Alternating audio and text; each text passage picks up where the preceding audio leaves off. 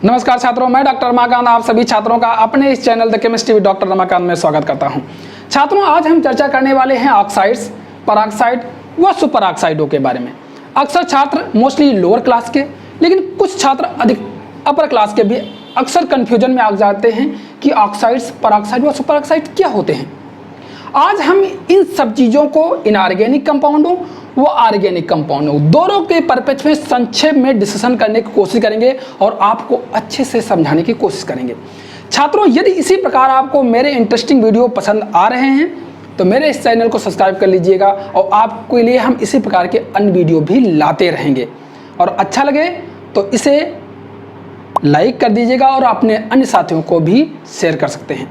तो चलिए छात्रों, शुरुआत करते हैं कि ऑक्साइड्स, पराऑक्साइड व सुपर ऑक्साइड क्या होते हैं दोनों के परिप्रेक्ष्य में, यानी इनऑर्गेनिक व ऑर्गेनिक। तो पहले हम बात कर लेते हैं कि इनऑर्गेनिक परिप्रेक्ष्य में, इनऑर्गेनिक कंपाउंडों के परिप्रेक्ष्य में। छात्रों, एक चीज ध्यान रखिए, इनऑर्गेनिक कंपाउंडों में ये सभी ऑक्साइड आयनों के रूप में पाए जाते हैं। अगर किसी भी इनऑर्गेनिक कंपाउंड में ऑक्साइड आयन यानी ऑक्सीजन के ऊपर 2- चार्ज के रूप में अगर आयन पाया जाता है तो ये सभी ऑक्साइड्स कहलाते हैं और इसको हम ऑक्साइड आयन बोलते हैं। ये ऑक्साइड आयन है। इसका मतलब है कि ऑक्सीजन परमाणु -2 ऑक्सीडेशन स्टेट में हो, अर्थात ऑक्सीडेशन नंबर प्रत्येक परमाणु का ऑक्सीजन का -2 होना चाहिए। ऑक्सीडेशन स्टेट भी हम इसे बोल सकते हैं। तो -2 ऑक्सीडेशन स्टेट अगर होगा तो वो ऑक्साइड कहलाएगा। पराऑक्साइड क्या होता है? पराऑक्साइड छात्रों ये आणविक स्टेज में होता है जिसमें O2 कर लीजिए और O2 के ऊपर अगर -2 चार्ज है, O2 के ऊपर -2 चार्ज है तो इसे हम कहेंगे पराऑक्साइड आयन, पराऑक्साइड आयन। और इसे इस तरीके से भी हम प्रदर्शित कर सकते हैं, यानी ऑक्सीजन को ऑक्सीजन से सिंगल बॉन्ड के माध्यम से जोड़ करके और प्रत्येक पर -1 चार्ज दिखा करके हम भी प्रदर्शित कर सकते हैं। तो ये भी पराऑक्साइड आयन है। इस पर प्रत्येक ऑक्सीजन एटम पर ऑक्सीडेशन स्टेट कितनी होती है? इसको 2 से भाग दे दोगे तो प्रत्येक पर ऑक्सीडेशन स्टेट यानी ऑक्सीडेशन नंबर जो है -1 होता है। अर्थात हम कह सकते हैं कि अगर ऑक्सीजन एटम पर प्रत्येक पर ऑक्सीडेशन स्टेट -1 है तो वो पराऑक्साइड कहलाएगा। और सुपर ऑक्साइड का हो, अगर उसमें मॉलिक्यूलर स्टेज का ऑक्सीजन पर -1 चार्ज हो, -1 यानी 1 एक ही चार्ज हो, तो हम इसे कहते हैं सुपर ऑक्साइड। ये सुपर ऑक्साइड आयन कहलाएगा। ये क्या कहलाएगा? Super oxide ion. और ये जिसमें होगा वो सभी सुपर ऑक्साइड कहलाएंगे। और यह इस प्रकार के मॉलिक्यूल पर ऑक्सीडेशन स्टेट या ऑक्सीडेशन नंबर, इसको 1 से 2 से भाग दे दोगे तो -1/2 होता है। समझ गए छात्रों? तो ये हो गया। अर्थात अगर ऑक्सीजन एटम पर 2- चार्ज हैं तो ऑक्साइड कहलाएंगे, इनऑर्गेनिक कंपाउंड में ऑक्साइड आयन कहलाएंगे। अगर O2 पर 2- चार्ज है तो वो पराऑक्साइड आयन कहलाएगा, अर्थात ऐसे कंपाउंड इनऑर्गेनिक कंपाउंड पराऑक्साइड्स कहलाएंगे। अगर O2 पर -1 चार्ज है तो ऐसे आयनों को हम सुपर ऑक्साइड आयन कहेंगे और ऐसे को हम सुपर ऑक्साइड कंपाउंड कहेंगे अगर इनऑर्गेनिक कंपाउंडों में है। अब बात करते हैं बॉन्ड ऑर्डर की। तो इसमें कोई बॉन्ड ऑर्डर की बात ही नहीं है क्योंकि ये एटॉमिक स्टेट में ही है।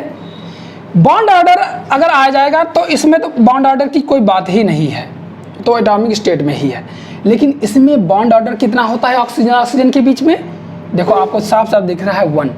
लेकिन अगर बॉन्ड मॉलिक्यूलर ऑर्बिटल के हिसाब से अगर देखोगे तो बॉन्ड ऑर्डर जो होगा, क्योंकि इसके बॉन्डिंग ऑर्डर में 6 इलेक्ट्रॉन होते हैं और एंटी बॉन्डिंग में 4 हो जाते हैं, क्योंकि ये 2- चार्ज के कारण 2 हो जाते हैं, प्लस ऑलरेडी O2 में 2 इलेक्ट्रॉन होते हैं एंटी बॉन्डिंग के। तो एंटी बॉन्डिंग में 4 से उसको हम भाग दे देंगे 2 से, तो हमें क्या हो जाएगा 2/2 अर्थात 1। तो इसमें बॉन्ड ऑर्डर 1 होता है, इसलिए 1 ऑक्सीजन ऑक्सीजन के बीच में बॉन्ड ऑर्डर कितना होता है? 1 होता है। इसमें ऑक्सीजन ऑक्सीजन के बीच में बॉन्ड ऑर्डर कितना हो जाएगा? बॉन्ड ऑर्डर कितना हो जाएगा? तो वही 6, यहाँ पर क्या है 1 चार्ज है इसलिए 6 - 3/2 और ये तुम्हारा हो जाएगा 3/2 यानी 1.2 1.5, अर्थात 1.5 बॉन्ड ऑर्डर होता है। इसकी अपेक्षा इसमें बॉन्ड ऑर्डर अधिक होता है। अब बात कर लेते हैं इनऑर्गेनिक कंपाउंडों में कि ऑक्साइड बनाते कौन कौन। तो ये समझ लीजिए मेटल्स व नॉन मेटल्स जो पीरियोडिक टेबल में हैं वो ऑक्साइड्स बनाते हैं। सपोज चाहे एल्कली मेटल हो या एल्कलाइन अर्थ मेटल हो या ट्रांजिशन मेटल्स हो या ए ब्लॉक एलिमेंट्स यानी इनर ट्रांजिशन मेटल्स हों या पी ब्लॉक हों, वो सभी ऑक्साइड बनाते हैं। कुछ उदाहरण बता देते हैं, जैसे N2O, K2O, CaO, MgO, ZnO, CO2, ये सभी ऑक्साइड्स हैं। इसमें सभी ऑक्सीजन किस स्टेज में है? सेकेंड स्टेज में है। ठीक, फिलहाल ये ऑर्गेनिक में आ जाता है, लेकिन हम आगे भी बात इसको करेंगे ऑर्गेनिक में भी। अब यहाँ पर आ जाते हैं पराऑक्साइड में। पराऑक्साइड जो है वो कौन से मेटल्स बनाते हैं? ध्यान रखिएगा, सभी मेटल्स नहीं। कौन कौन से? Alkali metals, alkaline earth metal व ट्रांजिशन मेटल्स की पराऑक्साइड बनाते हैं और कुछ नॉन मेटल्स बनाते हैं पराऑक्साइड। तो उसके कुछ उदाहरण भी बात कर लेते हैं, जैसे H2O2, N2O2, BaO2 व ZnO2, ये सभी पराऑक्साइड्स हैं। अब बात कर लेते हैं कि सुपर ऑक्साइड्स कौन बनाते हैं। तो super oxide mostly alkali metals बनाते हैं। कौन से? एल्कली, लेकिन बहुत रेयरेस्ट ही एल्कलाइन अर्थ मेटल्स में कंपाउंड पाए गए हैं, लेकिन मोस्टली एल्कली मेटल ही बनाते हैं, यानी वर्ग फर्स्ट के ही एलिमेंट मोस्टली इसके सुपर ऑक्साइड बनाते हैं। लेकिन लिथियम सुपर ऑक्साइड नहीं बनाता है, ये ध्यान रखिएगा। कौन कौन से? जैसे KO2, NaO2, caesium super oxide और रुबिडियम सुपर ऑक्साइड। तो ये सभी अर्थात एल्कली मेटल यानी वर्ग फर्स्ट के एलिमेंट मोस्टली सुपर ऑक्साइड बनाते हैं। तो ये तुम्हारी बात हो गई इनऑर्गेनिक कंपाउंडों के परिप्रेक्ष्य में। यहाँ तक था तुम्हारा इनऑर्गेनिक कंपाउंड। अब बात कर लेते हैं ऑर्गेनिक कंपाउंडों के परिप्रेक्ष्य में।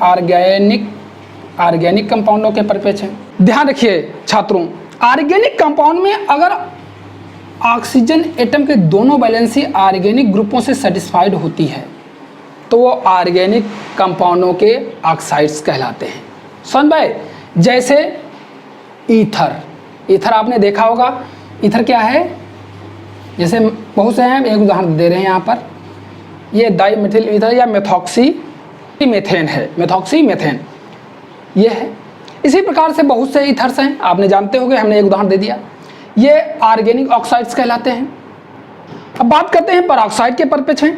तो ऑक्सीजन, सिंगल बॉन्ड ऑक्सीजन अगर दोनों तरफ से ऑर्गेनिक ग्रुपों से जुड़ा हुआ है, ये दोनों ऑर्गेनिक ग्रुप हैं, तो इस प्रकार अगर अर्थात ये समूह अगर जिसमें पाया जाएगा वो पराऑक्साइड कहलाते हैं, ऑर्गेनिक पराऑक्साइड।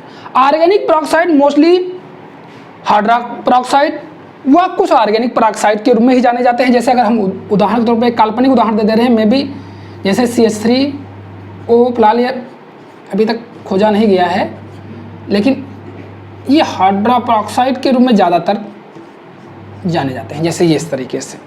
तो ये हाइड्रो पराऑक्साइड नीचे वाला है। इस तरीके के कंपाउंड अभी तक ज्ञात हैं, लेकिन ऑर्गेनिक कंपाउंडों के सुपर ऑक्साइड अभी तक खोजे नहीं गए हैं, अर्थात ये ऑर्गेनिक कंपाउंडों के सुपर ऑक्साइड नोन नहीं है। मे भी कोई रिसेंट में खोजे गए हों, हमें जानकारी ना हो सकता हो, लेकिन ऑर्गेनिक कंपाउंडों के सुपर ऑक्साइड नहीं होते हैं, ये आप ध्यान रखिएगा। तो ठीक छात्रों, आपने समझ लिया होगा। फिर से एक बार समराइज कर दे रहे हैं। इनऑर्गेनिक कंपाउंड में ऑक्सीजन के ऊपर 2 माइनस चार्ज है तो वो ऑक्साइड आयन कहलाएगा, और ऐसे कंपाउंड को ऑक्साइड कहा जाएगा। अगर O2 के ऊपर 2 माइनस चार्ज है तो ऐसे आयनों को पराऑक्साइड आयन कहा जाएगा, और ऐसे कंपाउंडों को पराऑक्साइड्स कहा जाता है।